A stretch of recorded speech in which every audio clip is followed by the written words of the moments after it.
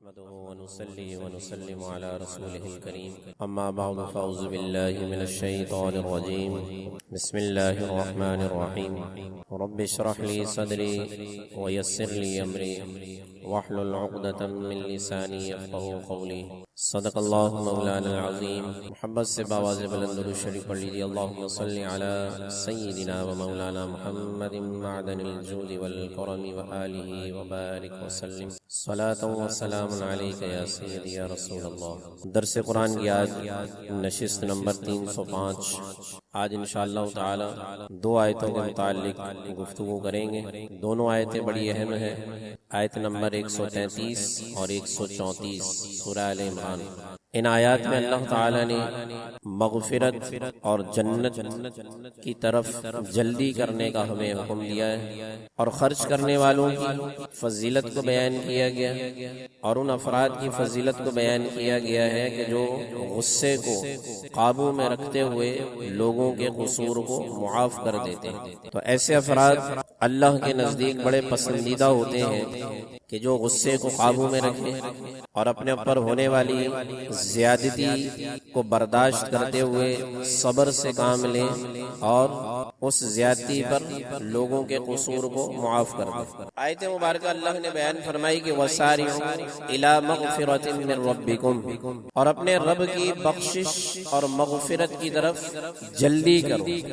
وَسَارِعُوا، جلدی کرنے کا حکم دیا گیا، اور مزید ارشاد فرمایا کہ وَجَنَّةٍ عَرْضُهَا السَّمَاوَاتُ وَالْأَرْضُ أُعِدَّتْ لِلْمُتَّقِينَ، اور اس جنت کی طرف جانے کی جلدی کرو کہ جس کا عرض کہتے ہیں چوڑائی کو، کہ جس کا عرض تمام آسمان اور زمینیں ہیں، اور وہ جنت ہم نے متقین کے لیے تیار کی۔ پچھلی آیات سے اس کا ربط سمجھتے ہوئے پھر ہم گفتگو کو آگے بڑھائیں گے کہ اس سے پچھلی آیات آپ جانتے ہی ہیں کہ اللہ تعالیٰ نے سود کے متعلق بیان فرمائی تھی اور سود کھانے سے منع فرمایا تھا، اور ان آیات بینات میں کیا اشارہ تھا کہ دنیا کے مال اور اس کی زینت کی طرف رغبت نہ کی جائے۔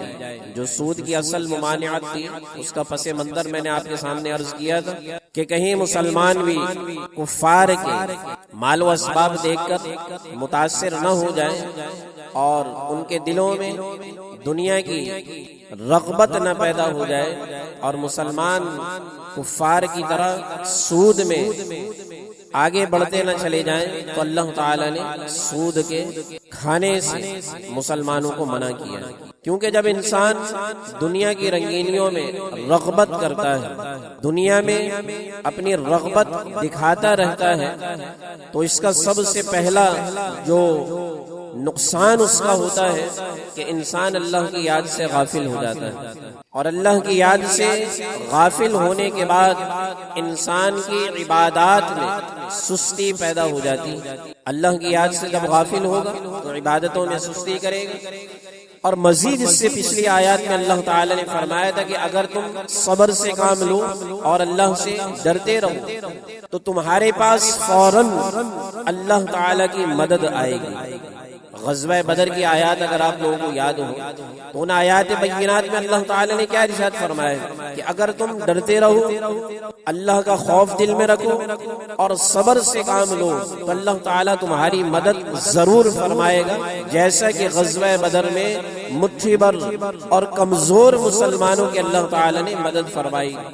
اب اسی سیاق و سباق میں اللہ تعالی نے فرمایا کہ اللہ کی اور اس جنت کی طرف جلدی کرو اور دنیا کی رنگینیوں اور اس کے مال اور متاع کی طرف رغبت نہ کرو، اور فرمایا کہ اگر اللہ کی راہ میں تم شہید کر دیے جاؤ یا تمہاری اولاد اللہ کی راہ میں شہید کر دی گئی یا تم کو کوئی زخم پہنچا ہے اللہ کی راہ میں، تو فرمایا کہ اس پر تم صبر کرو اور کسی کے ساتھ احسان کرو، نیکی والا سلوک کرو، تو وہ تمہارے ساتھ اگر بلا سلوک کرے تو فرمایا کہ اس کے بدلے میں تم اس کے ساتھ نیکی کرو اور اپنے غصے کو قابو میں رکھو اور اس کے قصور کو معاف کر دو.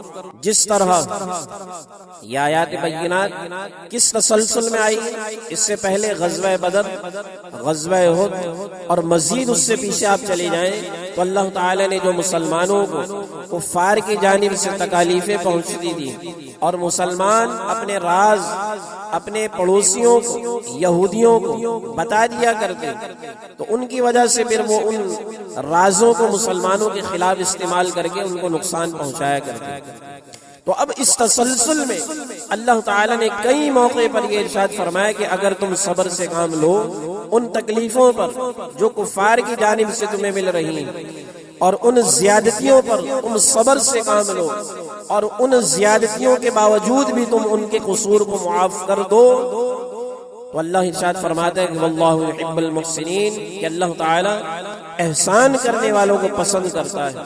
اس کے ضمن میں مثال کے طور پر جنگ احد میں، غزوہ احد میں جہاں دیگر مسلمان شہید ہوئے تھے، وہیں حضور سید عالم صلی اللہ علیہ وآلہ وسلم کے سب سے پیارے اور محبوب چچا حضرت سیدنا حمزہ رضی اللہ عنہ کی بھی شہادت عمل میں آئی.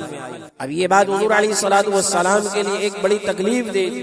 حضور علیہ الصلوۃ والسلام کے چچا کو غزوہ احد میں شہید کر دیا گیا. اب جب رسول اکرم صلی اللہ علیہ وآلہ وسلم کو اللہ تعالی نے فتح مکہ کے بعد غلبہ عطا فرمایا اور شان و شوکت، عزت، جلال، عظمت عطا فرمائی دنیاوی اعتبار سے، تو اب وہی افراد جنہوں نے میدان احد میں حضور سید عالم صلی اللہ علیہ وآلہ وسلم کے چچا کو شہید کیا تھا اور دیگر مسلمانوں کو تکلیف پہنچائی تھی، وہ سب کے سب مغلوب ہو گئے فتح مکہ کے بعد، اور حضور سید عالم صلی اللہ علیہ وآلہ وسلم کو اللہ نے غلبہ عطا فرمایا.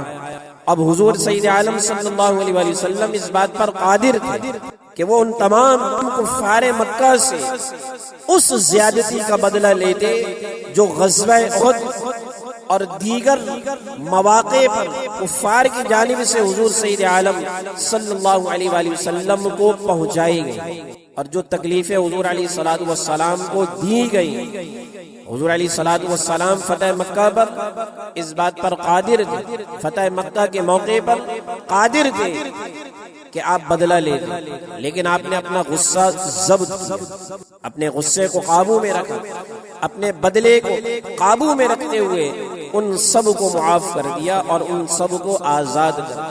پھر اس کا بدلہ کیا ہوا؟ اس کا نتیجہ کہ آپ کے اس حسن اخلاق کو دیکھ کر، آپ کے عام معافی کا اعلان سن کر، جو مکہ والے تھوڑی دیر پہلے یہ سمجھ رہے تھے کہ آج محمد صلی اللہ علیہ وآلہ وسلم ہم سے ضرور بدلہ لیں گے، کیونکہ انہوں نے زیادتی میں کوئی کسر نہیں چھوڑی، لیکن جب حضور علیہ الصلوۃ والسلام کی جانب سے عام معافی کا اعلان کیا گیا تو وہ نہ صرف حضور سید عالم صلی اللہ علیہ وآلہ وسلم کے لیے محبت کرنے والے ہو گئے، بلکہ اسلام کی محبت بھی ان کے دلوں میں آ گئی اور وہ دار اسلام میں داخل ہوئے. یہ پس منظر جو میں نے بیان کیا ہے، یہ پچھلی آیات اور ان آیات سے ربط کا ایک تعلق ہے، اور پھر اس سے پچھلی آیات جو بالکل اس سے پہلے اللہ نے بیان فرمائی وہ سود کھانے کے متعلق، اور فرمایا کہ اے ایمان والو لا تأکلوا الربا اضعافا مضاعفا، کہ سود کو دگنا چوگنا کر کے نہ کھاؤ،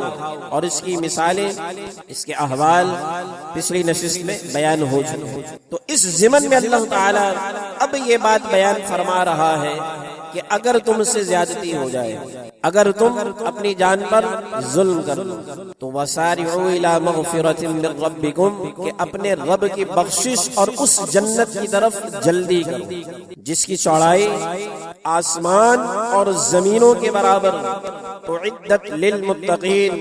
یہ بھی اللہ تعالی یہاں باور کروا رہا ہے کہ یاد رکھو کہ یہ جنت اور اس کی ابدی نعمتیں ہم نے کس کے لیے تیار کی ہیں؟ ڈرنے والوں کے لیے. جو پیچھے بار بار اللہ تعالی نے یہ بات بیان فرمائی نا کہ صبر اور خشیت الہی، یہ دو چیزیں انسان کی زندگی میں اطاعت الہی کے مطابق زندگی گزارنے میں بڑا اہم کردار ادا کرتی ہیں، کیونکہ انسان کے دل میں اگر خوف نہیں ہوگا، ڈر نہیں ہوگا، جیسے اس کی مثال میں اکثر موقع پر دیتا ہوں کہ ہم کوئی جرم کیوں نہیں کرتے، ہم چوری کیوں نہیں کرتے، ایک عام مثال کو اگر ذہن میں رکھیں تو ہم چوری نہیں کرتے، ہم ڈاکہ نہیں ڈالتے، ہم زنا نہیں کرتے۔ ایک اللہ کی جو خوف اور خشیت کا پہلو ہے وہ تو اپنی جگہ، لیکن دنیاوی اعتبار سے بھی ہمیں قانون کا خوف ہوتا ہے کہ اگر ہم نے چوری کی تو قانون کے شکنجے میں آ جائیں گے، ڈاکہ ڈالا تو قانون کے شکنجے میں آ جائیں گے، تو ایک خوف دل میں ہوتا ہے، اس خوف کی وجہ سے انسان گناہ سے بچتا ہے، یہ انسان کی فطرت۔ اسی لیے اللہ تعالیٰ نے قرآن مجید فرقان حمید میں بار بار ڈرنے کا حکم بیان فرمایا ہے کہ تم اللہ سے ڈرتے رہو۔ جب خشیت، خوف دل میں پیدا ہوتا ہے تو انسان تنہائی میں بھی ہو، اس خوف کی برکت یہی تو ہے کہ تنہائی میں بھی ہو تو اللہ کے خوف کی وجہ سے انسان اس گناہ سے بچ جاتا ہے، کیونکہ وہ خوف انسان کو یہ باور کرواتا ہے کہ یہاں اگرچہ تجھے کوئی نہیں دیکھ رہا لیکن تیرا رب تجھے یہاں بھی دیکھ رہا ہے۔ جب تنہائی میں بندہ ہوتا ہے تو تنہائی میں یہ خوف انسان کو گناہ سے بچاتا ہے، یہ ایک چیز ہو گئی۔ دوسرا کیا ہے؟ صبر۔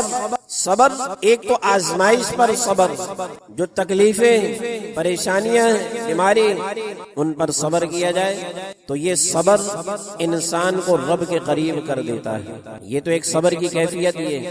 دوسرا، ایک صبر کی اعلیٰ قسم کیا ہے کہ انسان جب نیک اعمال کرتا ہے تو نیک اعمال کرنے پر بھی بظاہر جسمانی مشقت کا سامنا ہوتا ہے۔ جیسے مثال کے طور پر آپ کو نماز پڑھنی، سخت سردی، اب سخت سردی کے موسم میں بندہ نماز پڑھنے کے لیے ٹھنڈے پانی سے جب وضو کر رہا ہے تو اس وضو کرنے پر اس کے جسم کو مشقت کا سامنا ہو رہا ہے۔ اب اس عبادت کی مشقت جو سب سے اعلیٰ قرار دی گئی، جب اس عبادت کی مشقت پر بندہ صبر کرتا ہے تو اللہ تعالیٰ جلدی بندے سے راضی ہوتا ہے۔ آزمائش پر صبر کرنا وہ بھی ایک صبر کی قسم ہے، لیکن عبادت میں آنے والی مشقتوں پر صبر کرنا یہ اللہ کے قرب کا ایک بڑا ذریعہ ہے۔ تو دو چیزیں اللہ تعالیٰ نے پچھلی آیات میں 2-3 مرتبہ بیان فرمائی کہ اگر تم صبر سے کام لو اور ڈرتے رہو تو اللہ تعالیٰ تمہارے اعمال کو قبول بھی فرمائے، تمہاری توبہ بھی قبول ہوگی۔ اس کام کی طرف جلدی کرو کہ جس کے نتیجے میں رب کی مغفرت تمہیں حاصل ہو۔ اور یہ بات یاد رکھیے کہ رب کی مغفرت اللہ کے احکام پر عمل کرنے سے حاصل ہوتی ہے۔ اس کی چھوٹی سی مثال آپ اس طرح سمجھ لیجیے کہ آپ کسی کو خوش کرنا چاہتے ہیں، چاہے وہ آپ کے والدین ہوں، آپ کے اساتذہ ہوں، آپ کے بڑے بھائی ہوں، بڑی بہن ہوں، یا کوئی اور دنیا دار بندہ ہو، آپ اس کو خوش کرنا چاہتے ہیں تو خوش کرنے کا ایک بنیادی ذریعہ کیا ہوتا ہے کہ وہ جو کام کہے آپ اس کو فوراً کر لیں، وہ جو حکم دے آپ آگے بڑھ کر اس پر عمل کریں گے تو کیا ہوگا کہ اس سے سامنے والے کے دل میں آپ کے لیے محبت پیدا ہوتی ہے، وہ خوش ہوتا ہے۔ یہ ایک دنیاوی پہلو میں نے آپ کے سامنے عرض کیا ہے۔ اب ہم چاہتے ہیں کہ رب ہم سے راضی ہے، اللہ ہم سے خوش ہو اور وہ راضی ہو کر ہمیں اپنی جانب سے اپنی مغفرت اور رحمت ہمیں عطا کرے، تو اس کا ایک بڑا سب سے بڑا سبب کیا ہے کہ رب کی مغفرت اللہ کے احکام پر عمل کرنے سے حاصل ہوتی ہے۔ اور نمبر 2، جن کاموں سے اللہ نے منع کیا ہے اس سے باز رہنے سے اللہ کی مغفرت حاصل ہوتی ہے۔ اب اس آیت کے ضمن میں مفسرین کرام اور بھی تفاسیر بیان فرمائی ہے، وہ سیدھا آپ سنتے چلیے کہ حضرت عبداللہ ابن عباس رضی اللہ عنہما سے روایت آپ بیان فرماتے ہیں کہ رب کی مغفرت کی طرف جلدی کرنے سے مراد یہ ہے کہ غیر مسلم کو یہ حکم دیا جا رہا ہے کہ وہ اسلام میں جلدی کرے، اسلام کو قبول کرنے میں جلدی کرے، کیونکہ اللہ کی مغفرت کا سب سے پہلا جو بنیادی اصول ہے وہ بندے کا اسلام ہی ہے، بندے کا ایمان ہی۔ انسان کے تمام نیک اعمال اس کے ایمان کی عمارت پر قائم ہو۔ اگر بندے کا ایمان سلامت ہے تو وہ اعمال صالحہ کی بلڈنگیں کھڑی کرتا رہے، تو وہ ایمان کے جو پلر ہوتے ہیں ان پلروں پر وہ عمارت مضبوطی سے کھڑی رہتی۔ لیکن انسان اعمال صالحہ کا انبار لگا لے لیکن نیچے بنیاد ایمان کی اور اسلام کی اگر نہیں ہے تو ظاہر ہے وہ اعمال صالحہ کی بلند و بالا عمارت دنیا تک تو قائم رہے گی، لیکن آخرت میں اس کا کوئی حصہ نہیں۔ اس کی تفسیر بھی آپ پیچھے سن چکے۔ تو عبداللہ ابن عباس رضی اللہ عنہما نے فرمایا کہ اس سے مراد اسلام ہے، جس کی طرف جلدی کرنے کا حکم دیا جا رہا ہے۔ اسی طرح مولا علی رضی اللہ عنہ ارشاد فرماتے ہیں کہ جلدی کرنے کا، مغفرت کی طرف جلدی کرنے سے مراد فرائض کی ادائیگی، کہ فرائض کی ادائیگی میں انسان جلدی کرے۔ اب وہ فرائض یہ فرض نمازیں بھی ہو سکتی ہیں، اسی طرح اور جو چیزیں انسان پر فرض ہیں، ایسے ہی زکوٰۃ اگر ہے تو وہ جلدی کرنے کا حکم دیا گیا کہ جلد سے جلد آپ اس کی ادائیگی کو کر لیں۔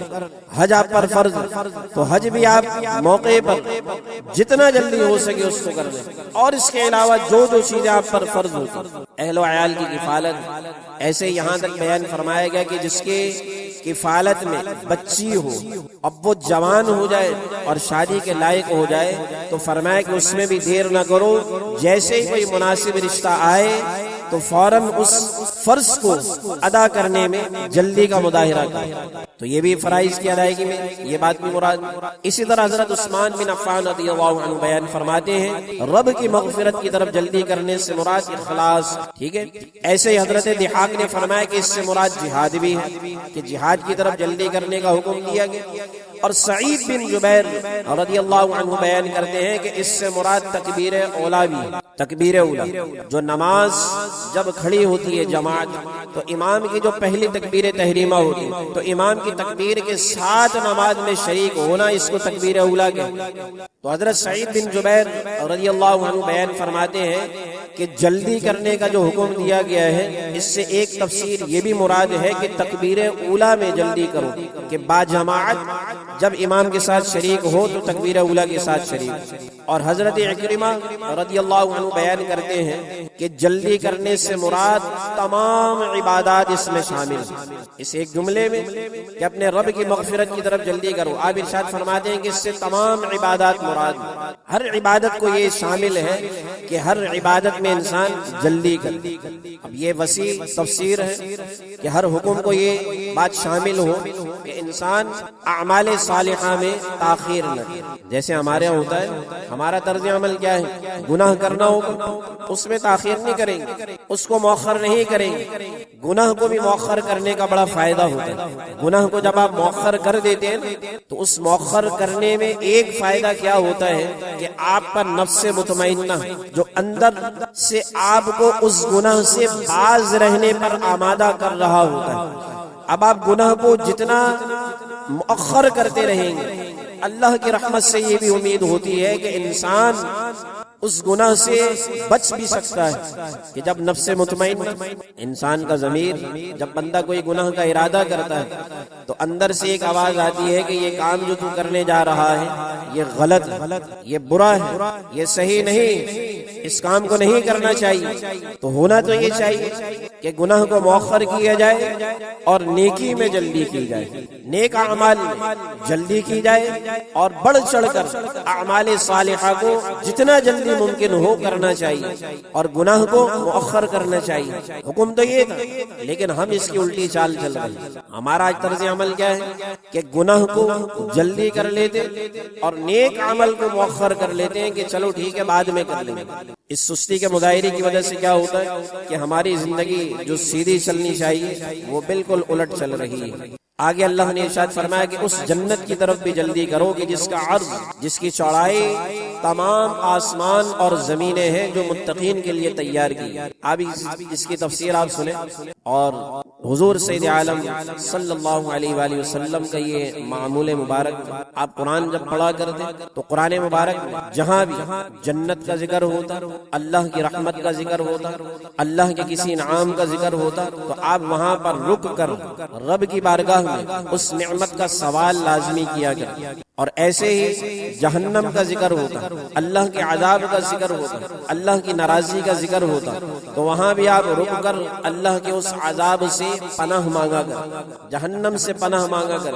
اور اس موقع پر ایک حدیث مبارکہ سن لیجئے، صحیح حدیث مبارکہ، حضور سید عالم صلی اللہ علیہ وآلہ وسلم نے ارشاد فرمایا کہ جو شخص 3 مرتبہ جنت کا سوال اللہ کی بارگاہ میں کرتا ہے کہ کہ یا اللہ مجھے جنت عطا فرما، یا اللہ مجھے جنت عطا فرما، یا اللہ مجھے جنت عطا فرما۔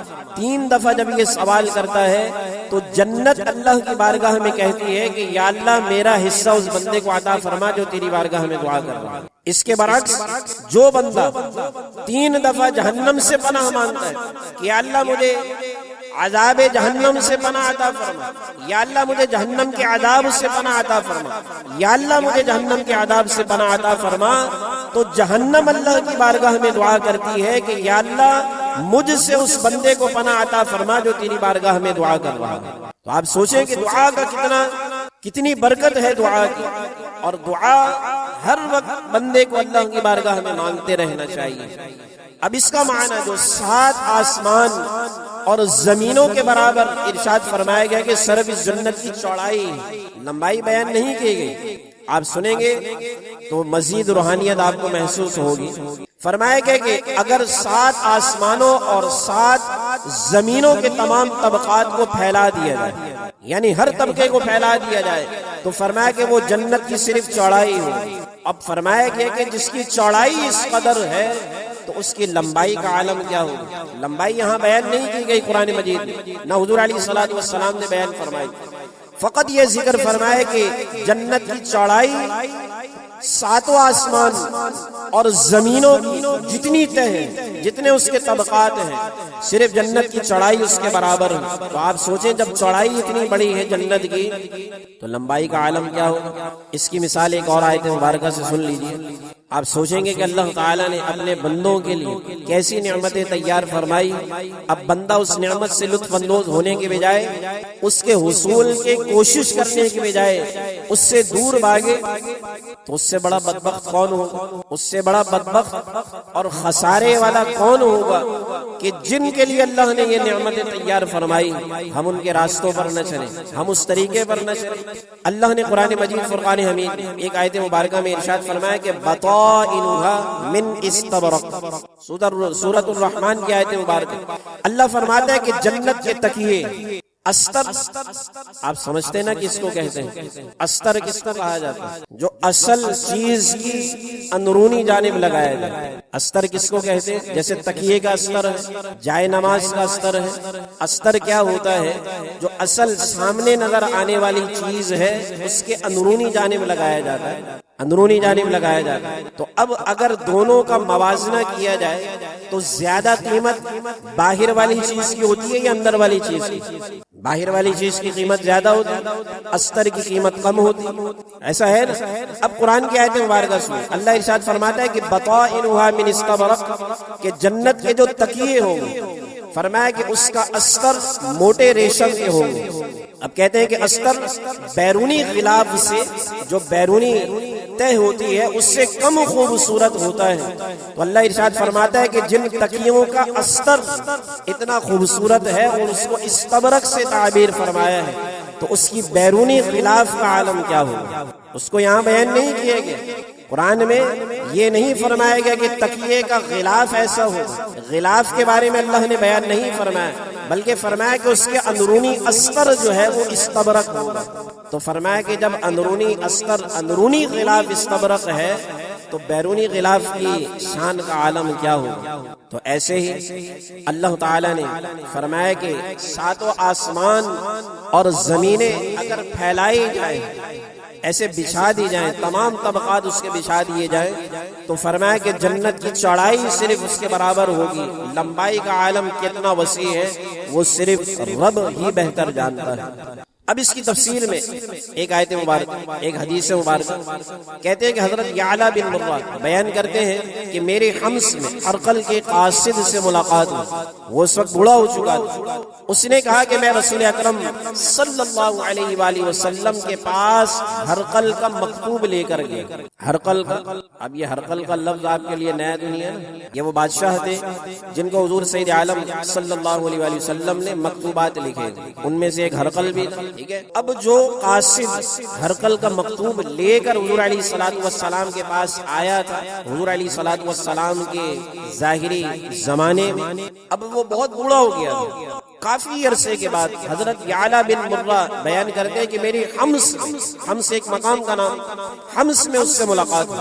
اس نے یعنی اس قاصد نے مجھ سے کہا کہ میں رسول اکرم صلی اللہ علیہ وآلہ وسلم کے پاس ہرقل کا مکتوب لے کر گیا.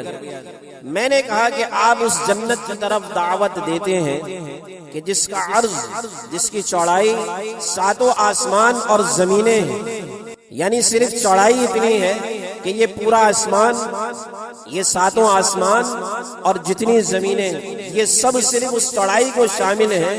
تو یہ بتائیے کہ پھر دوزخ کہاں ہے؟ سوال آپ سمجھے؟ سوال سمجھ میں آیا؟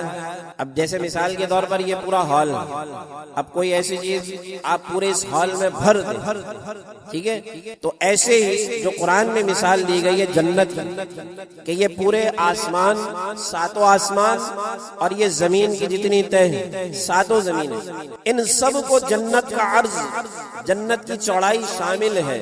تو یہ جب پوری جنت سے ہی گر گئی تو پھر دوزخ کہاں ہے؟ یہ سوال تھا اس کے. تو آپ نے فرمایا کہ سبحان اللہ.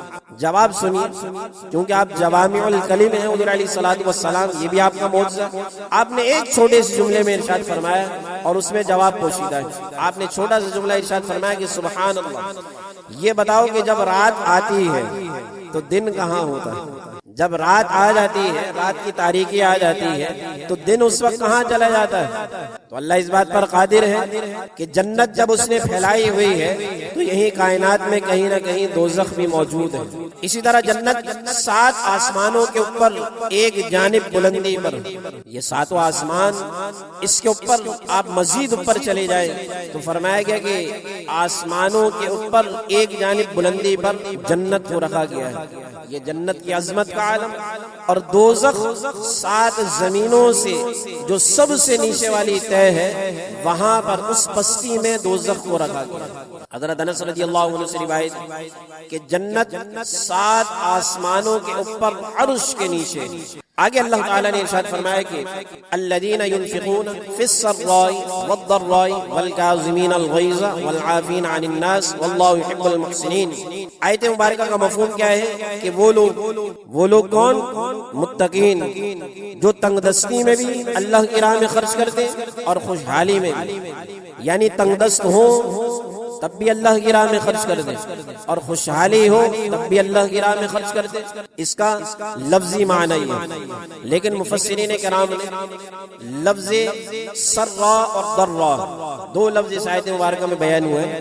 ان 2 لفظوں سے مزید تفاسیر بھی مراد لی اور مزید معنی بھی اس کے بیان کیے گئے. ایک معنی اس کا یہ ہے کہ آسانی میں بھی اللہ کی راہ میں خرچ کرتے ہیں اور مشکل میں بھی اللہ کی راہ میں خرچ کرتے ہیں، یہ متقین کی صفات. دوسرا معنی، جب صحت ہوتی ہے تب بھی اللہ کی راہ میں خرچ کرتے ہیں اور جب بیمار ہو تب بھی اللہ کی راہ میں خرچ کرتے ہیں. ٹھیک ہے، اب اس میں ہر ایک معنی کی تفصیل میں جانے کا وقت نہیں ہے کیونکہ ہمارا حال اس سے بالکل الٹ ہے کہ جب ہم صحت یاب ہوں تب تو ہمیں خرچ کرنا یاد نہیں آتا، لیکن جو ہی بیماری کا غلبہ جب آتا ہے تو سارے صدقے یاد آ جاتے ہیں، بکرے بھی یاد آ جاتے ہیں، بکروں کو ذبح کرنا ہے. یہ بکروں کا بھی ایک عجیب و غریب رواج ہو، بھائی جتنے کا بکرا آپ نے لینا ہے اتنی رقم آپ کسی غریب کو دے دیں تو وہ زیادہ بہتر ہے، وہ زیادہ افضل اور اولا ہے بنسبت اس کے کہ آپ پورا بکرا لے کر آئیں اور وہ صدقے کے طور پر ذبح کریں. ایک عجیب و غریب معاشرے میں رواج چل نکلا ہے اور لوگ جو ہے وہ اچھے، بہتر، بہترین اور افضل اور اولا اس کی تمیز نہیں کرتے عمل میں، بس کہتے ہیں کہ بس کرنا ہے. تو بجائے آپ بکرا پورا ذبح کریں اور اس کے بجائے آپ اتنی رقم کسی غریب، کسی یتیم مسکین کو جو زیادہ ضرورت مند ہے نا، آپ اس کو دے دیں تو وہ کئی دن اس پر گزر جائیں گے کہ وہ اس سے راشن لے لیں. تو اب ان معنوں کی تفصیل میں جانے کا وقت نہیں. دوسرا معنی اس کا کیا ہے کہ صحت مند ہو تب بھی اللہ کی راہ میں خرچ کر دیں، بیمار ہو جائیں تب بھی اللہ کی راہ میں خرچ کر دیں. یہ کن کی صفات بیان ہو رہی ہے؟ یہ کن افراد کی صفات بیان ہو رہی ہے؟ متقین کی. مومن تو الحمدللہ ہم سب ہیں نا، لیکن کیا ہم سب متقی بھی ہیں یا نہیں؟ ہم سب مسلمان تو ہیں الحمدللہ، لیکن کیا ہم سب مومن کامل بھی ہیں یا نہیں؟ یہ ایک الگ درجہ ہے پھر آگے تو اللہ نے ارشاد فرمایا نا کہ آیت کا ربط آپ سمجھے نا، وہ مفہوم ذہن میں لے کر چلیں تو یہ تفسیر آپ کو آسانی سے سمجھ میں آئے گی۔ اللہ نے ارشاد فرمایا کہ اپنے رب کی مغفرت کی طرف جلدی کرو اور اس جنت کی طرف کہ جس کی چوڑائی 7 آسمان اور زمینیں۔ اب وہ مغفرت اور وہ جنت ہم نے کن کے لیے بنائی ہے؟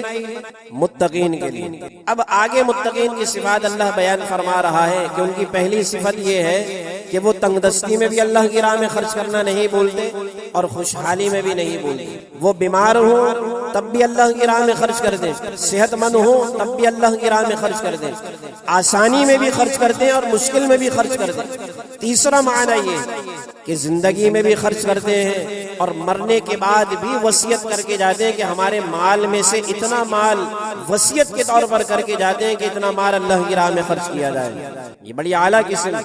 چوتھا معنی کہ جب خوش ہو، جب شاد و آباد ہو اور بڑی خوشی میں سرشار ہو تب بھی وہ اللہ کی یاد سے غافل بھی نہیں ہوتے اور اللہ کی راہ میں خرچ کرنے سے بھی غافل نہیں ہوتے۔ اس میں بھی ہمارا طرز عمل کچھ اور غم کی حالت میں جب ہوتے ہیں، کوئی غم جب ان کو لاحق ہو جائے تب بھی اللہ کی راہ میں لازمی خرچ کرتے ہیں۔ پانچواں معنی کیا ہے؟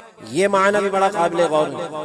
سرا اور درا دو لفظ جو آئے نا اس آیت مبارکہ میں، ان کی تحت یہ تفسیر میں آپ کے سامنے عرض کر رہا ہوں۔ پانچواں معنی اس کا کیا ہے کہ اپنی اولاد، اپنے قرابت داروں پر خرچ کرتے ہیں خوشی کے ساتھ، جیسے آج ہم کرتے ہیں۔ اپنے اہل و عیال پر کون خرچ نہیں کرتے، یا اپنے رشتہ داروں پر لوگ خرچ کرتے ہیں اور خوشی کے ساتھ کرتے ہیں۔ یہ تو ایک پہلو ہے ہی، لیکن متقین اس سے ایک درجے آگے بڑھ کر اپنے دشمنوں پر بھی خرچ کرتے ہیں، جو بظاہر ان کے لیے خوشی کا باعث تو نہیں ہوتا، لیکن پھر بھی وہ اپنے قرابت داروں پر، اپنے اہل و عیال پر بھی خرچ کرتے ہیں اور وہیں دشمنوں پر بھی خرچ کرتے ہیں۔ چھٹا معنی اس کا یہ ہے کہ مہمانوں پر بھی خرچ کرتے ہیں اور مصیبت زدہ لوگوں پر بھی خرچ کرتے ہیں۔ میں نے ایسے کئی افراد دیکھے جو مہمانوں پر تو بڑا دھڑلے سے خرچ کرتے ہیں، لیکن وہیں ان کے اگر کوئی سائل آ جائے، کسی یتیم کا مسئلہ ان کے سامنے عرض کیا جائے، کسی مسکین کا، کسی بیوہ کا، کسی بچی کی شادی کا مسئلہ ان کے سامنے رکھا جائے، کوئی جواب نہیں آتا، کوئی جواب نہیں آتا۔ میں نے پریکٹیکل کر کے دیکھا۔ ویسے تو دوستوں میں ہوں گے، جیسے اب تو کھانے پینے کے معیار بالکل الگ ہو گئے۔ اب تو خاص طور پہ کراچی والے ہائی وے جانا ہے، اب ہائی وے جانا ہے تو ایک ہی تصور ہے کہ کھانے کے لیے جانا ہے۔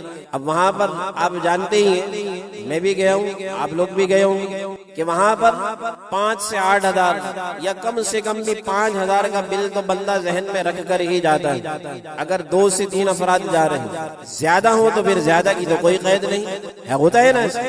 یا وہاں پر جا کر آپ دیکھ لیجیے، بھرا ہوا ہے، ایک طرف مہنگائی کا رونا ہے اور ایک طرف لوگ جو ہے وہ دعوتیں اڑا رہے ہیں۔ انہی افراد کے سامنے جب کسی یتیم مسکین کا مسئلہ رکھا جائے نا، دوستوں میں بیٹھے ہوئے تو 8-10 ہزار تو ایسے ہی خرچ ہو گئے، ایسے ہی ہنستے کھیلتے، کوئی بات ہی نہیں۔ ایک کھانے کی دعوت پر گئے، خرچ کر لی، لیکن جب ان کے سامنے کسی یتیم، بیوہ، مسکین یا کسی بھی ضرورت مند بندے کا مسئلہ رکھا جاتا ہے تو کوئی سنوائی نہیں ہوتی۔ تو متقین کون لوگ ہیں کہ جو مہمانوں پر خرچ کرتے ہیں۔ مہمان ہی ہے نا، آپ دوستوں کو لے کے جا رہے ہیں، آپ میزبان ہوئے، وہ آپ کے مہمان، تو مہمانوں پر بھی خرچ کرتے ہیں اور مصیبت زدہ لوگوں پر بھی خرچ کرتے ہیں۔ آگے اللہ ارشاد فرماتا ہے والکاظمین الغیظ، کہ جو غصے کو پینے والے لوگ ہیں اور لوگوں کی خطاؤں کو معاف کرنے والے ہیں، اللہ نیکی کرنے والوں کو پسند کرتا ہے۔ اختصار کے ساتھ 2 چیزیں بیان ہیں، نمبر 1 غصے کو کنٹرول کرنا، نمبر 2 قصور معاف کرنا۔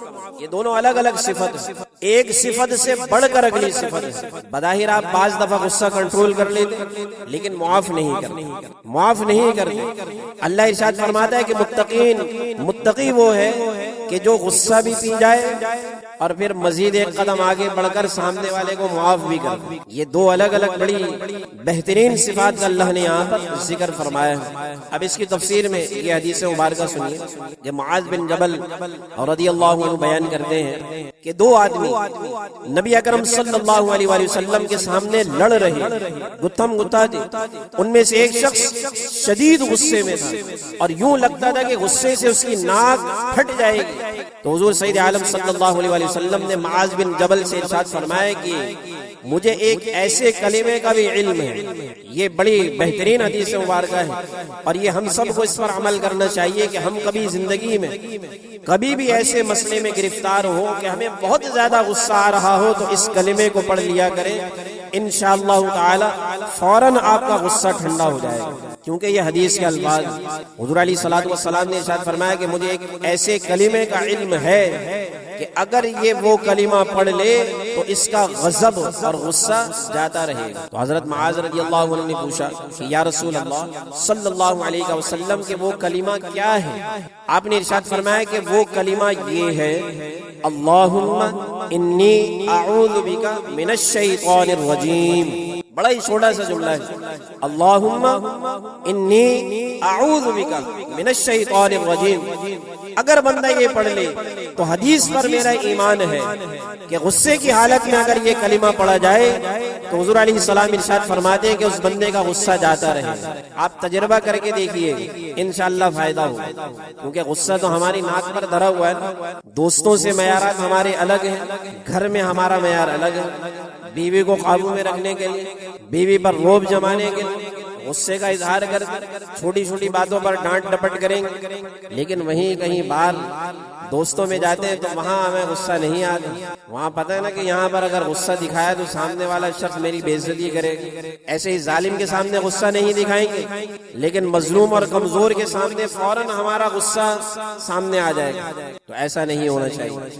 جب بھی غصہ آئے تو یہ جملہ پڑھ لیا کریں، اللہم انی اعوذ بک من الشیطان الرجیم۔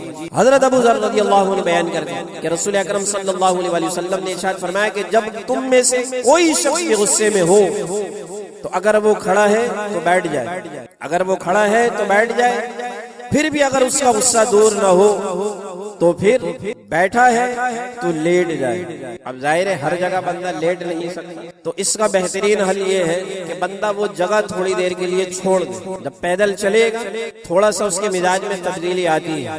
یہ بہت ساری چیزیں ہیں جو میں نے خود اپنی زندگی میں پریکٹیکل کیا ہے، اور سب سے بڑا پریکٹیکل تو حضور علیہ الصلوۃ والسلام کی اپنی ذات مبارکہ، اس سے بڑھ کر کوئی دلیل ہمیں مل ہی نہیں سکتی۔ اس سے بڑی دلیل کیا ہوگی کہ یہ طریقہ کار حضور سید عالم صلی اللہ علیہ وآلہ وسلم خود بیان فرما رہے ہیں۔ تو بندہ کرے گا تو رزلٹ کیسے نہیں آئے گا؟ تو فرمایا کہ غصہ جو ہے شیطان کے اثر کی وجہ سے ہوتا ہے، اور شیطان آگ سے پیدا کیا گیا اور آگ پانی سے بجھتی ہے۔ تو لہذا یہ ترتیب دیکھیے کہ غصہ شیطان کے غلبے کی وجہ سے، غصہ شیطان کے غلبے کی وجہ سے، شیطان آگ سے پیدا کیا گیا، آگ پانی سے بجھتی ہے۔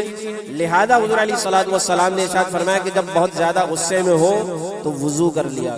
سبحان اللہ۔ بندہ جب وضو کرے گا تو بظاہر وہ اپنے اعضائے وضو پانی سے دھو رہا ہے، لیکن حقیقتاً غصے کی آگ بجھ رہی ہے، غصے کی آگ بجھ رہی ہے۔ تو ان طریقہ کار کو اپنی زندگی میں اگر ہم اپنائیں گے تو ہمیں یقیناً اس کا فائدہ ہوگا۔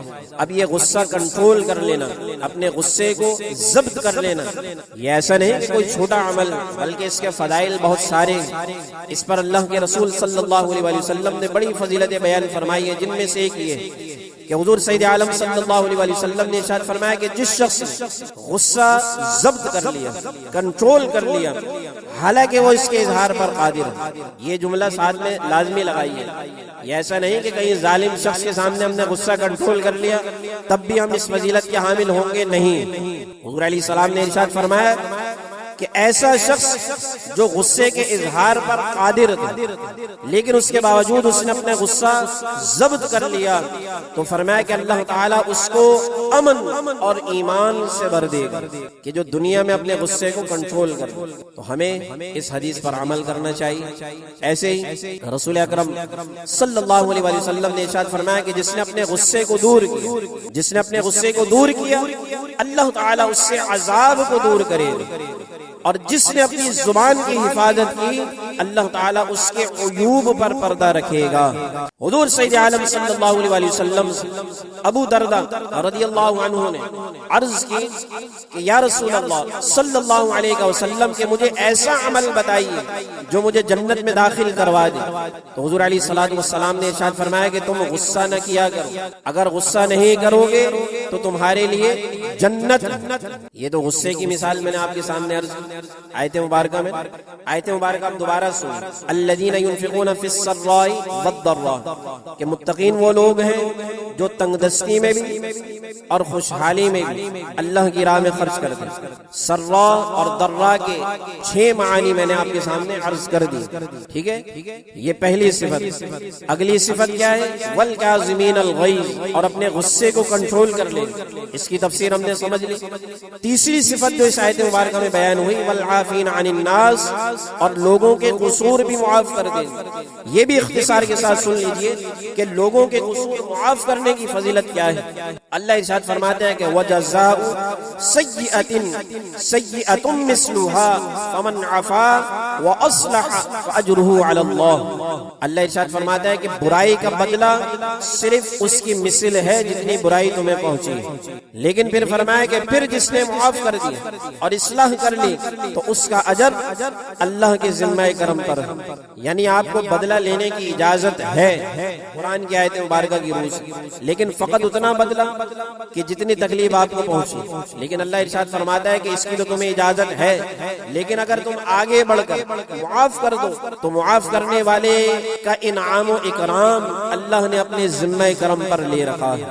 2 سے 3 حدیث مبارکہ بالکل اختصار کے ساتھ معاف کرنے کے حوالے سے کہ معاف کرنے کی فضیلت کیا ہے، کہ حضور سید عالم صلی اللہ علیہ وآلہ وسلم کے بارے میں حضرت عائشہ صدیقہ رضی اللہ عنہا بیان فرماتی ہیں کہ رسول اکرم صلی اللہ علیہ وآلہ وسلم بے حیائی کی باتیں نہ طبعاً کیا کرتے نہ تکلفاً۔ طبعاً کا مطلب یہ کہ انسان کوئی طبعی یعنی اس کا مزاج ہی ایسا ہے کسی کام کرنے کا تو وہ کہتے ہیں کہ یہ کام اس نے طبعاً کیا ہے۔ تکلفاً کا مطلب یہ ہوتا ہے کہ بندے کی عادت نہیں لیکن تکلف کرتے ہوئے بندہ اس کام کو کر رہا ہے۔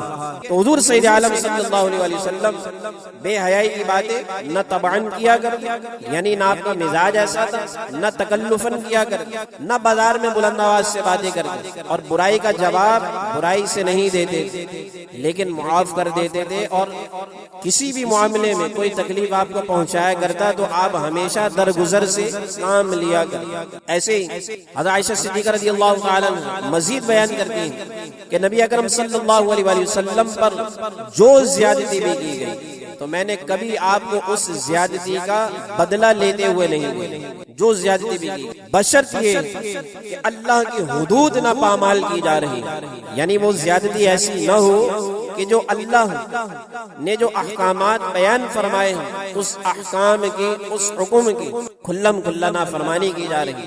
فرمایا کہ جب نافرمانی حضور علیہ الصلوۃ والسلام کے سامنے ہوتی تو آپ پھر سب سے زیادہ غضب بھی فرمایا کرتے، اپنی ذات پر ہونے والی زیادتی کو آپ معاف کرتے بشرط یہ کہ اللہ کی حدود نہ پامال کی جا رہی، لیکن اگر حدود پامال ہوتی تو آپ پھر سب سے زیادہ غضب فرمایا کرتے۔ اور کہتی ہیں کہ آپ کو جب 2 چیزوں کا اختیار دیا جاتا تو آپ ان میں سے جو آسان چیز ہوتی ان کو اختیار کیا کرتے بشرط یہ کہ وہ آسان کام گناہ نہ ہو، وہ آسان کام گناہ نہ ہو۔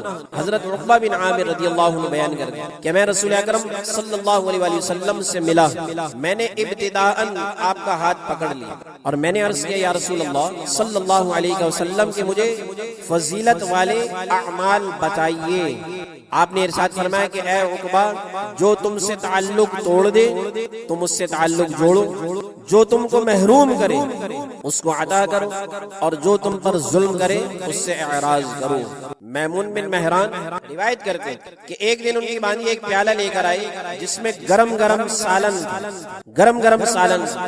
اب میمون بن مہران کے پاس کچھ مہمان بیٹھے ہوئے اور وہ پیالہ لے کر آ رہی جس میں گرما گرم شوربے والا سالن۔ اب باندھی لڑکھڑائی اور اس کے ہاتھ سے شوربے والا پیالہ انہی کے اوپر گر گیا۔ تو آپ سوچیں کہ بندے کے غصے کا عالم کیا ہوگا۔ یہاں تو گرم پیالہ گرا، پانی گر جائے تو ہمارا غصہ قابو میں نہیں آتا، پورا گھر جو ہے وہ اپنے سر پر اٹھا لیتے ہیں غصے اور غیظ غضب میں۔ یہاں پر سوچیں کہ گرم شوربے سے بھرا ہوا پیالہ ہے اور مہمان بھی بیٹھے، مزید ہی مہمان بھی بیٹھے ہوئے، ان مہمانوں کے سامنے وہ گرم پیالہ جو ہے وہ شوربے سے بھرا ہوا ان کے اوپر گر۔ اب میمون اپنی اس بانی کو مارنے کا ارادہ کیا ہوا، تو بانی نے کہا کہ اے میرے آقا، اللہ کے اس قول پر عمل کیجئے، والکاظمین الغیظ۔ یہی آیت مبارکہ کے الفاظ کہ متقین وہ لوگ ہیں کہ جو اپنے غصے کو قابو میں کریں۔ تو میمون کہتے ہیں کہ میں نے اس پر عمل کیا اور اپنا غصہ کنٹرول کر لیا، میں نے اس پر عمل کیا اور اپنا غصہ کنٹرول کر لیا۔